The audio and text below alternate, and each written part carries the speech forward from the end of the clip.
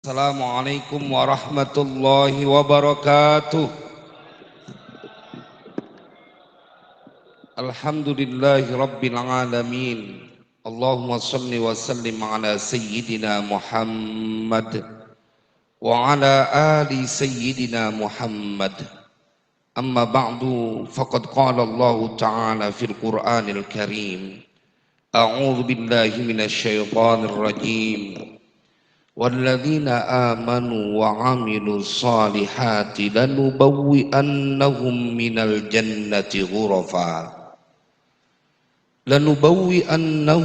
الجنة غرفا تجري من تحتها الأنهار خالدين فيها نعم أجر العاملين الذين صبروا وعلى ربهم يتوكلون. Shadaqallahul azim. Ayyuhal jam'ul karim, para pengharap ampunan dan keridhaan dari Allah Subhanahu wa taala, para pencinta baginda Rasulullah sallallahu alaihi wasallam yang semoga kita diberikan istiqomah dalam taat hingga akhir hayat. Izinkan saya menyampaikan penghormatan kepada tuan-tuan guru kita yang hadir pada kesempatan kali ini, Al-Mukarram Wal-Muhtaram Kiai Haji Abdul Raji Marza, Al-Mukarram Wal-Muhtaram Kiai Haji Ahmad Nasihin SKMA, Al-Mukarram Wal-Muhtaram Kiai Haji Ahmad Rustandi MPD, Al-Mukarram Wal-Muhtaram Dr. Andes HR Nanang Pramara MM Ketua FS 3G, Al-Mukarram Wal-Muhtaram Al-Ustadz Khairul Alwan LC, Al-Ustadz Dr. Andes Abdul Mukti, Al-Mukarram Al-Ustadz Suwandi, dan sahibul bait terkhusus DKM Al-Hidayah Al-Ustadz Haji Awaluddin beserta para kiai, para asatid. Saya di WA sama Ustadz Ahmad Maulana sampai jam 6.30. Jadi cuma 30 menit, rasanya waktu yang sangat singkat untuk berdiri di depan orang-orang hebat, pejuang-pejuang subuh. Orang-orang yang dipuji berkali-kali oleh Allah di dalam Al-Quran. 30 menit rasanya tidak mewakili untuk menceritakan dan memaparkan apa yang akan kita dapatkan dari lantaran kau istiqomah di FS 3G. Apa yang engkau dapatkan ketika langkah kakimu tidak tertahan menuju ke Masjid Al-Hidayah ini, bahkan di setiap akhir pekan tetap ada keinginan hadir bersama di majelis FS 3G. Kata Imam Ghazali dalam kitab Ihya-nya, ketika beliau membahas tentang Kitabu Asraris Salati wa Muhimmatiha, pada saat engkau berdiri membaca suratul Fatihah, kemudian sampai bacaan Iyyaka nasta'in, kata beliau, fatahaqqaq annahu ma tayassarat ta'atuka illa bi'anatihi wa anna lahul minnata idh waffaqaka li ta'atika wastakhdamaka idh waffaqaka li ta'atihi wastakhdamaka li ibadatihi wa ja'alaka ahlan li munajatihi. Kata beliau, kalau engkau sampai bacaan Iyyaka nasta'in dalam setiap Fatihah yang kau baca di berdirimu saat sholat, maka kata beliau, yakinilah saat itu olehmu annahu ma tayassarat ta'atuka illa bi'anatihi, tidaklah menjadi mudah ketaatan yang kau lakukan kecuali itu hanya terjadi dengan pertolongan dari Allah. Wa anna lahul minnah, dan sesungguhnya segala karunia itu milik Allah. Idh waffaqaka li ta'atihi, ketika Allah memberikan restu kepadamu untuk melakukan ketaatan. Wastakhdamaka li ibadatihi, Dan ketika Allah menjadikan engkau tak lelah berkhidmah untuk melakukan ibadah. Dan jamaah sekalian berbahagia, bagian akhir beliau bilang, wa ja'alaka ahlan limunajatihi. Allah telah memilihmu, menjadikanmu sebagai orang yang mempunyai kepantasan untuk bermunajat kepada Allah. Baru sampai sini sudah menjadi jawaban kenapa kemudian engkau tetap berada di barisan keluarga besar FS3G. Karena orang-orang yang ada di dalamnya, kata Imam Ghazali, orang-orang yang mendapatkan perlakuan istimewa dari Allah. Orang-orang yang di dalamnya adalah orang-orang yang akan ditinggikan derajatnya bukan cuma di dunia tetapi setelahnya. Di dunia kau mendapatkan perlakuan istimewa. Di yaumil qiyamah kau akan dibuat bahagia. Jamaah, yang berjanji adalah dia baginda Rasulullah SAW. Ada kisah yang diceritakan oleh baginda Rasulullah. Imam Ghazali mengutip ini juga dalam kitab Ihya-nya.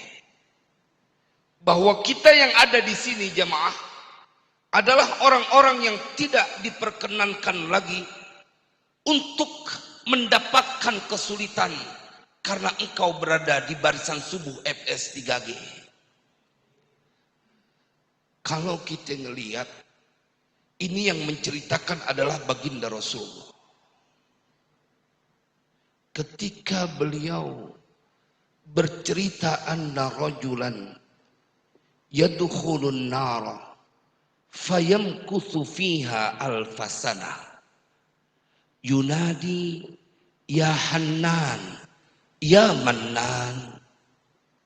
Yang bercerita Nabi yang tadi kita dibuat gegap gempita dalam kerinduan kepada manusia yang mulia.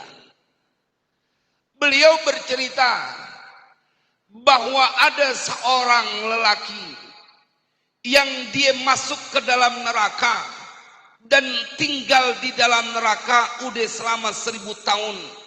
Tapi dia punya lisan tidak berhenti untuk menyeru Allah, ya Hannan, ya Mannan, wahai yang maha mengasihi, wahai yang maha memberi, yang maha dermawan, yang memberikan setiap permintaan dari mereka yang meminta. Jemaah, Nabi bercerita tentang seseorang yang dia baru sempat menyebut nama Allah saat sudah berada di dalam neraka. Ya Hannan, ya Mannan. Fayaqulullahu ta'ala di Jibril, idhab fa'tini bi'abdi. Allah perintahkan Jibril, Jibril, ente longok gitu, pergi deh tuh ke neraka, bawa tuh orang yang mulutnya tak henti mengucapkan ya Hannan, ya Mannan. Nabi melanjutkan ceritanya. Maka kemudian datang Jibril, fayaji'u bihi fayuqifuhu ala rabbih. Datang Jibril, gak lama kemudian bersama nih orang yang baru kenal Allah saat merasakan derita di dalam kobaran api neraka. Nanti kita tarik kesimpulannya supaya engkau yang sudah tergabung dalam keluarga besar FS3G adalah orang yang bersyukur dan tidak akan pernah sedetik pun berniat untuk keluar menjauh dari sebuah perkumpulan yang mendapatkan keridhaan dari Yang Maha Rahman. Jemaah sekalian yang berbahagia, begitu sudah dihadapkan kepada Allah, ini orang yang baru menyebut namanya saat dalam penderitaan. Kemudian Nabi bercerita, fayaqulullahu ta'ala, Allah berfirman, kaifa wajadta makanak, bagaimana rasanya engkau berada di tempatmu dalam neraka. Di dalam neraka pasti kagak enak. Waliyadu billah, salimna ya Rabbana, Allahumma ajirna minan nar. Jemaah, dia kontan menjawab, syarra makan, aku mendapatkan sebuah tempat yang buruk. Mendengar jawaban itu, maka Allah kemudian berfirman, rudduhu ila makani. Wahai para malaikat, bawa lagi nih orang, masukin lagi ke dalam neraka. Jemaah, Nabi menceritakan begitu detail. Ketika kemudian itu lelaki diceritakan oleh baginda Rasulullah sallallahu alaihi wasallam, tatkala disuruh kembali ke dalam neraka, fayamshi ila warai, maka kemudian dia berjalan ke belakang dirinya sendiri. Jadi kalau bahasa orang Bekasinya, dia jalan mundur, tapi dia jalan tapi dia mundur, menuju ke arah neraka tapi dia mundur. Kemudian Allah bertanya dan Nabi yang bercerita, Imam Ghazali mencantumkan dalam kitab fenomenalnya, ayyu syai'in taltafitu, sebab apa kau tetap menoleh kepadaku. Jemaah, disuruh balik, dibawa sama para malaikat. Kalau bangsa kita ditarik sama malaikat, tapi dia punya badan, nggak berani untuk memunggungi atau membelakangi. Dia tetap berhadapan. Dan apa yang kemudian dia jawab saat Allah tanya, kenapa ente tetap menoleh memandang kepadaku? Jemaah, dia bilang, laqad rajautu, sungguh aku berharap, alla tu'idani ilaiha ba'da id akhrajtani minha.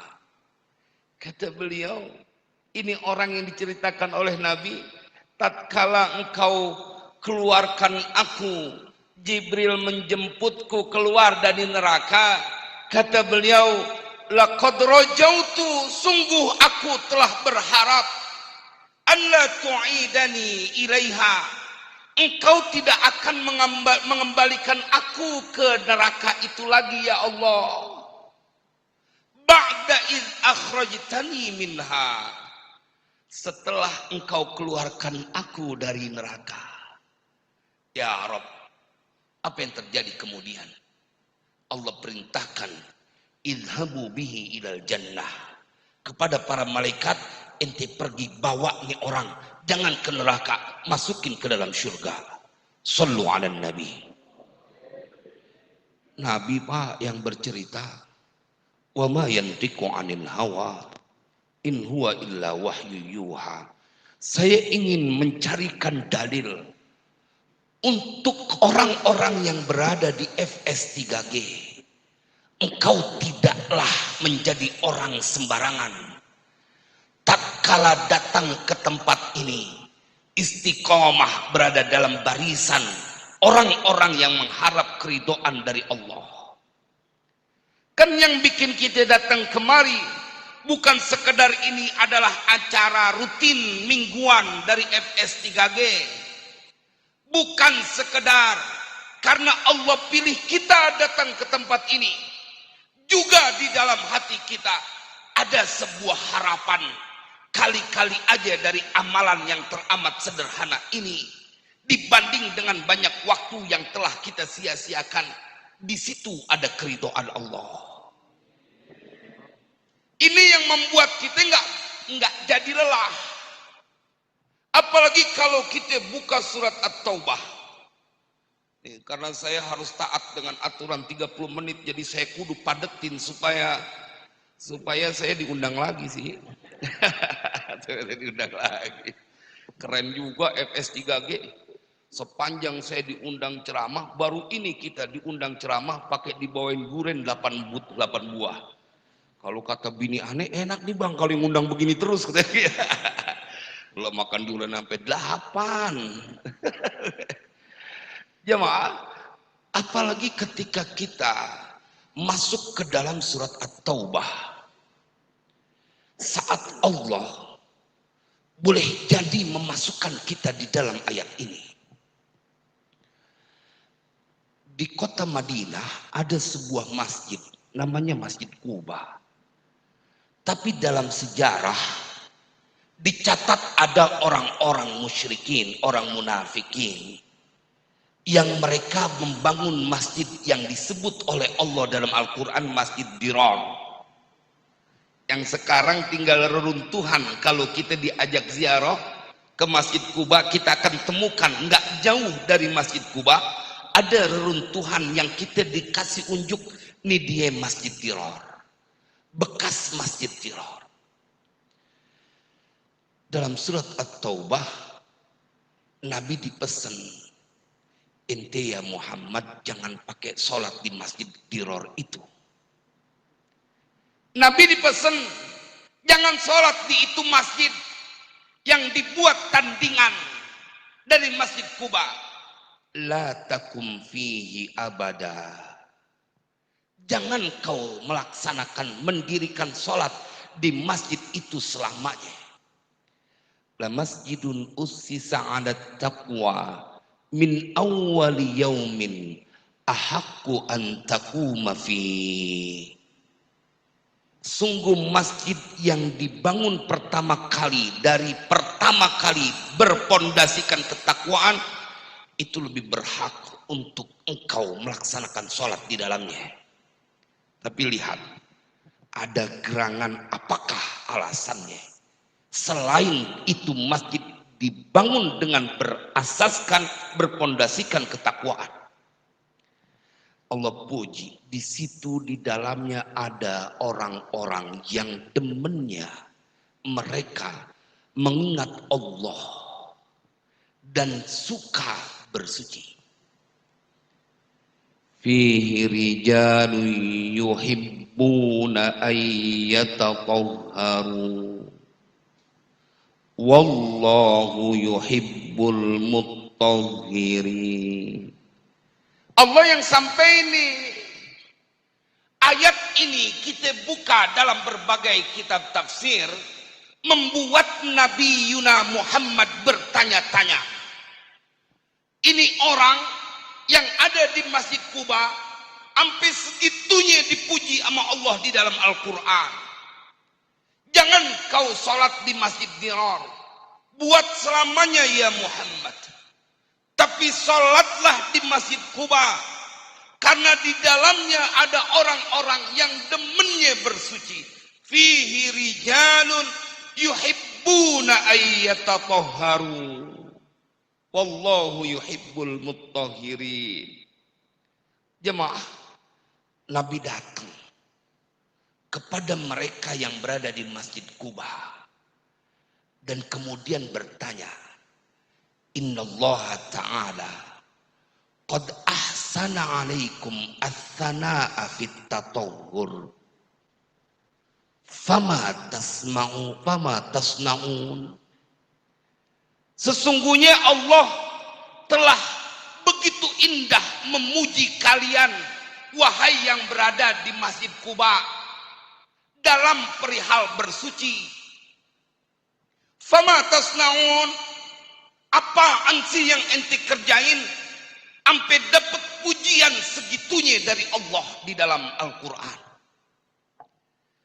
Jemaah sekalian yang berbahagia, mereka kemudian menjawab, nagsinu atharal ghaiti wal bauli bil ma'i. Kami membersihkan bekas sisa kotoran. Kami buang air besar dan air kecil dengan air. Bab istijmar. Kan afdolnya pakai batu dulu baru dibilas pakai air. Itu amalan kelewat sederhana ya akhi. Tapi yang membuat berbeda adalah engkau umat Nabi Muhammad. Kita datang ke majelis ini tentu sudah dalam keadaan bersuci. Lalu bukan sekedar bersuci yang kita lakukan. Kita kemudian bersama-sama mengingat Allah. Ruku dan sujud. Dan bahkan tadi kita dengarkan lantunan bacaan kisah maulid. Belum lagi disempurnakan dengan pembacaan Al-Quran. Dengan suara yang indah yang kata Nabi, tidak ada suara yang paling Allah sukai untuk mendengarnya kecuali tatkala Al-Quran dibaca dengan suara yang begitu indah. Jemaah, belum lagi sebuah fakta kata Sufyan Tsauri, bila ada seseorang yang membaca Al-Quran, idza qara'ar rajulu al-Qur'ana qabbala al-malaku ala ainaihi. Kalau ada seseorang yang baca Al-Quran, maka malaikat akan mengecup kening orang yang baca Al-Quran. Jamaah, siapa yang gak kenal dengan Sufyan Tsauri? Yang kalau dia punya karomah, mau dihukum gantung sama khalifah, dia masih bisa tidur pules. Mau digantung, dia masih tidur pules. Karena beliau adalah ulama nahi mungkar. Begitu beliau salat, melihat khalifah, seorang raja, seorang pemimpin, kemudian berlaku kurang ajar dalam tanda kutip kepada Allah, dia marah. Apa kelakuannya? Dia mainin dia punya kumis saat dia sedang sholat. Kalau Jawara Betawi kan kalau lagi ngopi baru melintir kumis. Masih ada takutnya. Nih orang lagi sholat pakai melintir kumis. Ditegor sama Sufyan Tsauri. Marah. Nih khalifah. Mau dihukum gantung. Besok disuruh hukum gantung. Dia masih bisa tidur pules saking yakinnya dengan pertolongan Allah. Kalau kita diancam mau digantung, udah uring-uringan, boro-boro mau tidur pules, makan aja kagak nafsu. Tapi sebentar bila mereka sudah mengenal Tuhannya, tidak akan ada kekhawatiran bersemayam di dalam dadanya. Dia punya saudara satu perjuangan, Sufyan Uyainah, sampai sedih. Biarin, jangan kita bangunin. Kesempatan dia buat menikmati karena sebentar lagi mau digantung. Dia nangis.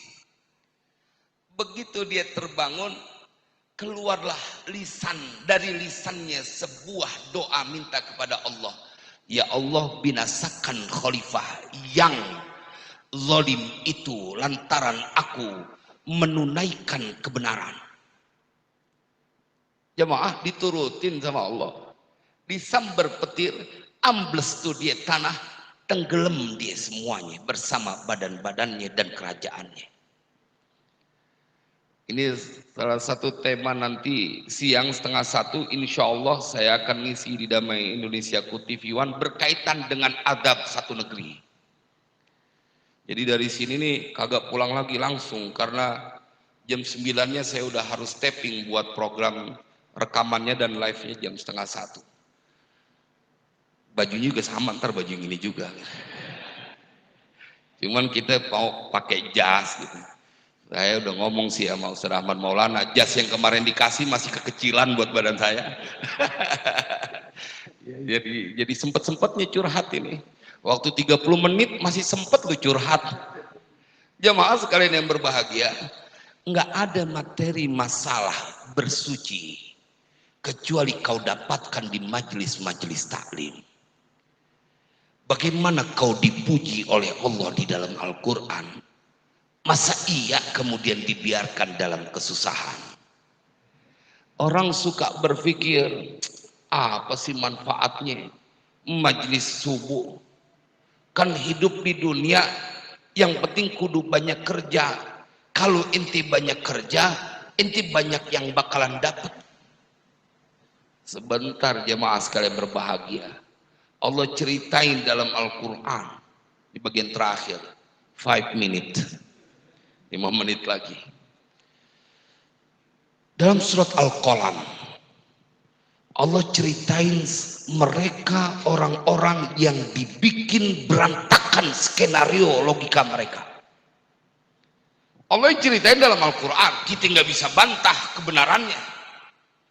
Saat mereka mengandalkan logika, kata Allah, inna balawnahum kama balawna ashabal jannah id aqsamu la yasrimunnaha musbihin wala yastatnun. Allah ceritain dalam Al-Quran, kami uji mereka penduduk Mekah, kaum musyrikin, seperti kami telah memberikan bencana kepada mereka yang punya kebun. Satu kampung punya kebun, pengen panen. Mereka diceritakan oleh Allah, la yasrimunnaha musbihin wala yastatnun. Mereka bilang malamnya, besok kita akan panen pagi-pagi. Tapi kata Allah, mereka tidak melibatkan Allah. Wala yastatnun. Mereka tidak memberikan pengecualian. Mereka tidak mengucapkan insya Allah kalau buat umat Nabi Muhammad. Tapi buat mereka diceritakan dalam Al-Quran, Mufassir menyebutkan bahwa insya Allahnya kita buat mereka kalimat tasbih. Apa yang terjadi jemaah sekalian berbahagia? Fatafa 'alaiha ta'ifum mir rabbika wa hum naimun fa asbahat kassarim. Malamnya dibikin angus sama Allah. Fa asbahat kassarim. Maka itu kebun-kebun mereka yang tinggal mau dipanen menjadi terbakar kelam seperti warna malam, angus semuanya. Fatanadaw musbihina anirdu ala hartikum in kuntum sharimin. Pagi-paginya dia kagak tahu tuh kebunnya udah angus, masih main gero-geroan. Fatanadaw musbihin, maka di waktu pagi mereka main gero-geroan. Kalau terjemah bahasa Bekasinya, ayo kita pagi-pagi untuk datang ke kebun kita buat panen. Allah ceritain tuh keadaannya. Saya kalau lagi ngebaca Al-Quran begitu detail. Setelah habis ngobrol, ayo kita pagi-pagi diceritain sama Allah. Fantalaku wahum yatakhafatuna alla yadkhulannaha al-yawma 'alaikum miskin wa ghadaw 'ala hardin qadirin. Kemudian mereka beranjak bersama-sama menuju kebun mereka sambil berbisik-bisik. Fantalaku wahum yatakhafatun. Apa yang mereka bisik-bisikan? Alla yadkhulannahal yauma 'alaikum miskin. Jangan sampai masuk ke kebun kita orang miskin. Jemaah, apa yang terjadi kemudian? Begitu mereka melihat, falamma ra'auha qalu inna ladallun. Bal nahnu mahrumun. Kita orang-orang yang tersesat, orang-orang yang diharamkan, dicegah untuk mendapatkan hasil panen kita. Qala awsatuhum alam aqul lakum laula tusabbihun. Maka berkata orang yang paling bijak di antara mereka, dari kemarin juga gue bilangin supaya pada baca tasbih. Qala alam aqul lakum laula tusabbihun. Baru mereka bilang qalu subhana rabbina inna kunna zalimin. Baru mereka mengucapkan tasbih. Fa aqbala ba'duhum ala ba'di yatalawamun. Maka kemudian saling berhadapan di antara mereka, main salah-salahan. Yatalawamun. Qalu ya wailana inna kunna taghin. Baru sebagian yang udah ngajak terburu-buru ke kebon, kagak pakai melibatkan Allah, dia nyesel, dia ngajak. Apa tapi yang terjadi? Itu orang yang habis bikin dosa masih punya harapan. Allah ceritakan dalam Al-Quran, asa rabbuna ayyubdilana khairam minha inna ila rabbina raghibun. Masih dia punya harapan. Apalagi kita yang berada di Masjid Al-Hidayah ini, dalam munajat yang lebih dari 40 orang, bahkan ratusan orang, lalu engkau masih tidak yakin hidupmu diperhatikan dan akan senantiasa dalam pertolongan, maka adalah sebuah dugaan yang keliru. Karena engkau setiap kali bangun dari ruku mengucapkan sebuah pengakuan, Sami Allahu liman hamidah.